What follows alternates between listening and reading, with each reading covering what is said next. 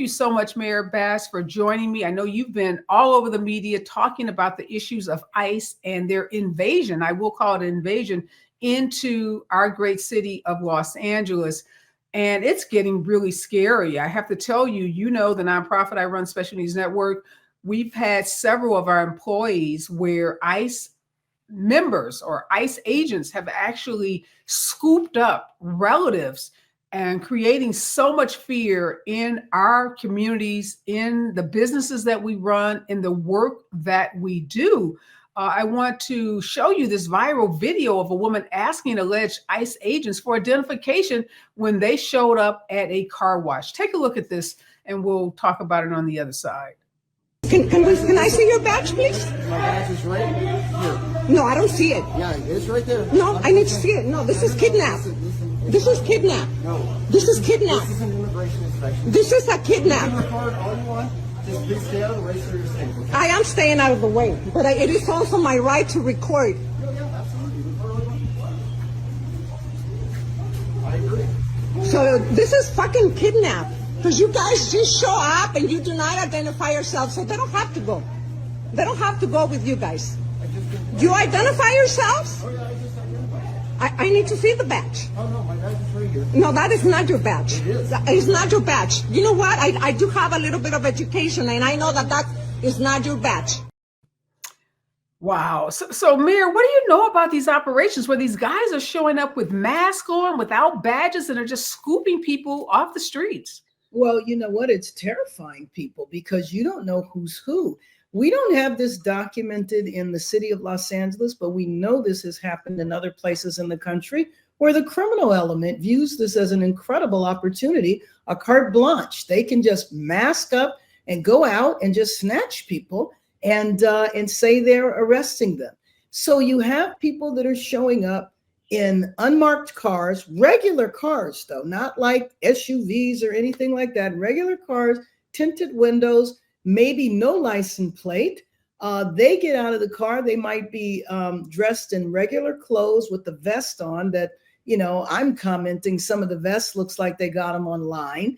You don't know that they are legitimate law enforcement, and they don't feel that they're obligated to identify themselves, just as you saw in that video. I guess she was supposed to come so close to him that he could grab her. And, I don't know what he was pointing to when he was pointing at his chest. So that there are pictures of these cars pulling people over, jumping out, pointing rifles, pointing guns at folks, trying to snatch them off of bus stops, out of car washes, in Home Depot, day laborers. And so it has created a sense of terror in the city. And it's just, one of the most egregious abuses of power I've ever seen. So the other word I would use is seizure. So you had the federal government come in and seize power from our governor, federalizing the National Guard and taking away his ability to deploy the National Guard. And Areva, if we needed the National Guard, we have a great relationship with our governor. We could pick up the phone and say, we need help. We did not need the help. Los Angeles was peaceful on June 5th. The only protests that were developed because of intervention and provocation from the federal government. So, Mayor Bass, we've seen Donald Trump on TV bragging about the fact that LA was in total chaos, and it was the nationalizing of the Guard and sending them in that, quote unquote, quelled the riots. We know that that's false. But how do you as a mayor deal with all of the false statements from the president to the vice president who swooped in, stayed a couple of hours, gave a press conference, told more lies? How is your office combating all of this disinformation? Well, let me also just say that for your audience, Los Angeles is 500 square miles. The protest took place in maybe 2 square miles, about 4 or 5 blocks in downtown Los Angeles. Civil unrest that happened in 1992 has been characterized as this, which I called the Rainbow Riot, because it took place all around the city and everybody was involved. This is no comparison. And to add to that, the mission so far of the federal government, of the National Guard, the federalized National Guard, and the Marines is to protect two buildings. One is the downtown federal building, and two is the federal building in Westwood. The crowd control has been managed appropriately by the Los Angeles Police Department. And if LAPD needed assistance, they got assistance from the sheriffs and the nearby locations. So in the absence of the seizure of the National Guard, we would not have even called for the National Guard because they were not needed. And I would imagine in this moment, weeks away from June 5th, your curfew that you instituted has been lifted. The city is peaceful. And it's so important that people know that because, all of us are getting calls from relatives around the country. Oh my God, what's happening in LA? And I'm so happy that you're setting the record straight that LA is peaceful. If you didn't live downtown, you might not have even known that the protesters were on the streets of Los Angeles because it is, as you said, 500 square miles, which is huge geographically. But just tell us right now in this moment, as we come to the end of June, what is the status of Los Angeles? Well, first of all, the curfew lasted about 3 days. The curfew was lifted over a week ago. There has been absolutely no problems. And even when there were problems, the problems were like for 2 days, and a couple hundred people in total were arrested. So the problem was never that big to begin with. And then to have it, essentially lied about by our federal government. But I think, unfortunately, the population, the U.S. public is kind of used to the president saying anything and everything. He claimed that he brought peace to the city on Saturday, June 7th, when and he did it with the National Guard. The National Guard they weren't even in Los Angeles. They didn't arrive until the next day. So unfortunately, and it's so sad, we're used to the president of the United States telling outrageous lies. And unfortunately, LA has been a victim of that. And then the vice president comes in and mirrors the behavior of the number one.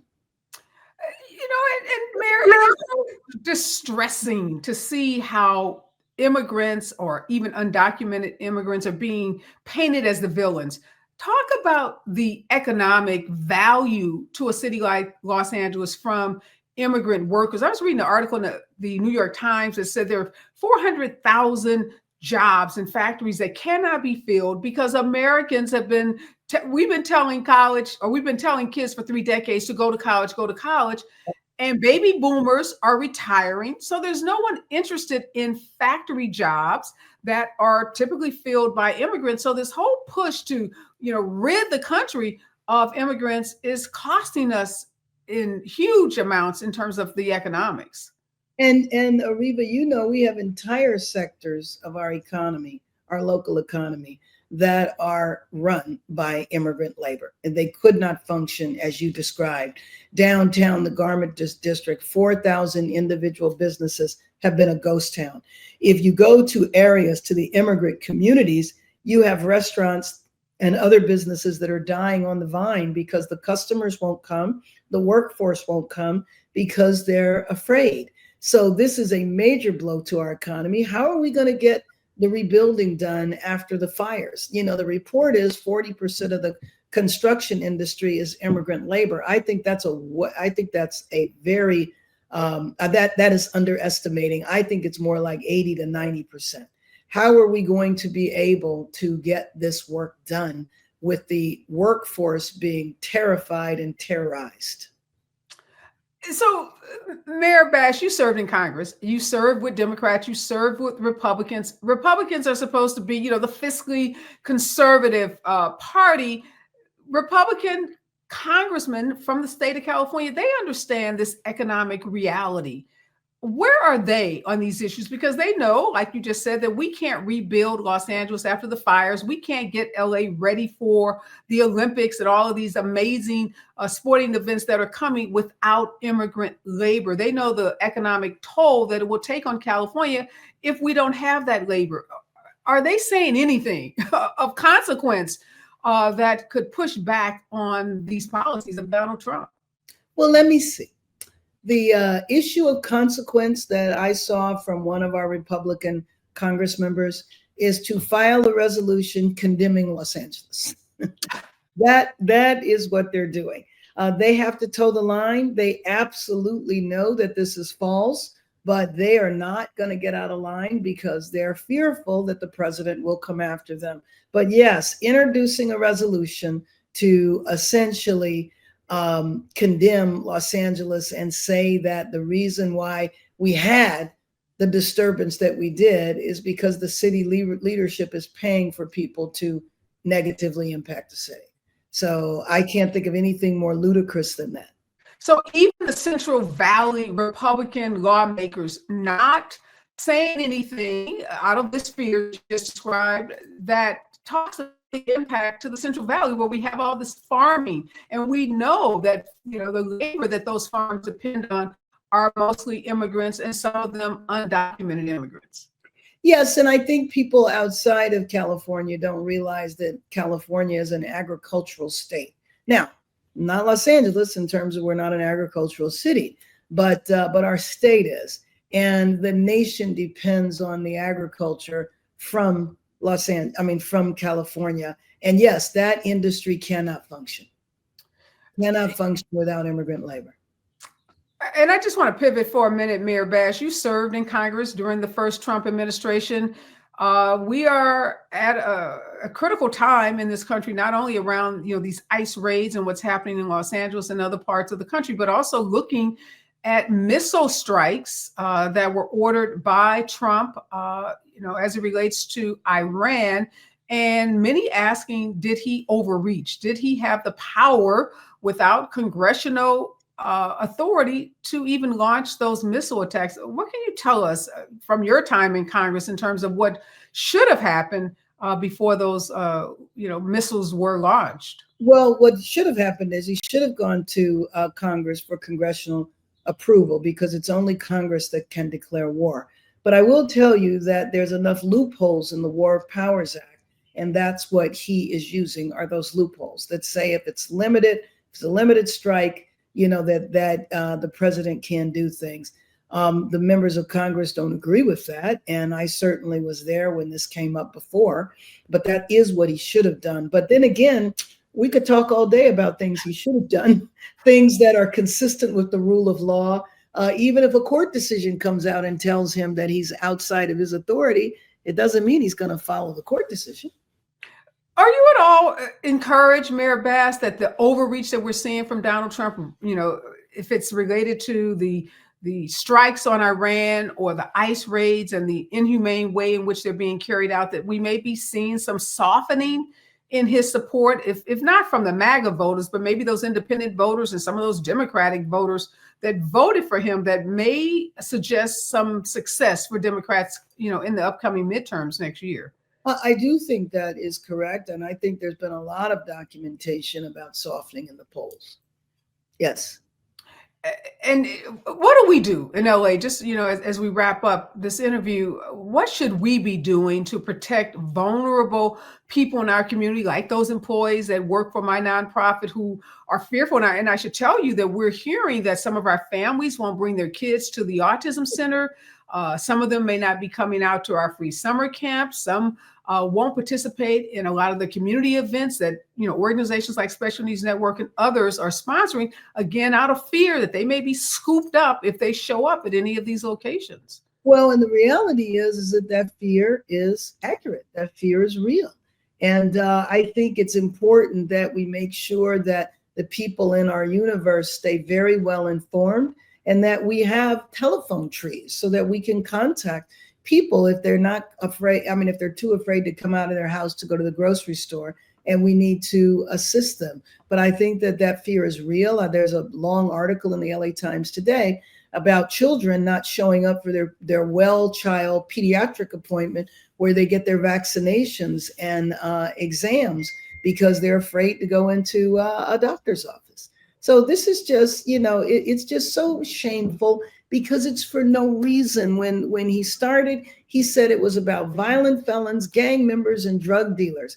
That's not what they're looking for. They're just looking for numbers. Yeah. Stephen Miller said he wanted 3,000 a day, and by gosh, they're going to get 3,000, and they don't care who they are. Even some citizens, I mean, not our residents. So you know that there are reports of people showing up for their immigration appointments. They have documents to be in the country legally. They're showing up for their annual appointment, and then they're getting detained. Well, you know what's going to start happening is people aren't going to go in for their appointments, and then they're going to fall out of status. Yeah. Any final words, Mayor Bass, in terms of those people who are sitting at home feeling so vulnerable, feeling like they can't go to a medical appointment, a grocery store, school, or a free summer camp? Like, what do we say to them? Well, you know, I mean, first of all, we make sure that we embrace them and do all we can to be protective of them. But I think the human side of this is so painful. I mean, I spoke with two mothers last week whose husbands went to work. They haven't been seen since. They don't know where they are. And this was right before Father's Day. And they were left explaining to their small children that their fathers weren't coming home. And not only that, that they didn't know where they were. Now, Areva, you and I work with children. We know about childhood trauma. That is childhood trauma that those children will never, ever forget. And that, to me, is criminal. Wow. Thank you so much, Mayor. I mean, you are doing such an amazing job pushing back on the Trump administration, pushing back on these inhumane and just horrific raids. I know the city has limitations when you're dealing with the federal government, but we do appreciate your voice. We appreciate your advocacy, and we appreciate how you are showing up each and every day, representing the city in such an amazing way. I mean, you know, whether it's unauthorized raids in our communities or unauthorized wars abroad, the through line is the same. It's all about accountability. And we know our system works only when our leaders follow the law and the Constitution, and our communities thrive when fear is replaced with justice. And you are a justice warrior. And we are, again, so grateful for your leadership. And thank you for joining us today. Until next time, know your rights, speak up, use your voices. I'm Areva Martin, and this has been the Special Report. If you want more information about the Special Report, follow me across all social platforms at Areva Martin. Subscribe to my YouTube page and share the Special Report. Calling all BIPOC college students, recent college graduates, and clinicians. Here's my story about CORE, a unique workforce development program that is changing lives. My brother is the most caring person you'll ever meet. With his autism diagnosis, my family had to fight to make sure that the resources he deserved were available. That's why my goal has always been to help children with developmental disabilities and give them chances my brother may have missed. So when I heard about the CORE Fellowship, I knew immediately it was for me. The fellowship opens doors for myself and others like me. They offer training, a stipend while you're learning, job placement, and they'll pay up to $10,000 of my student loan debt. The CORE Fellowship is going to allow me to achieve my life's purpose. They care about me, so I can care about others, like my brother. Visit the website to learn more about the CORE Fellowship. Discover your core passion, your power, and your purpose. Apply today.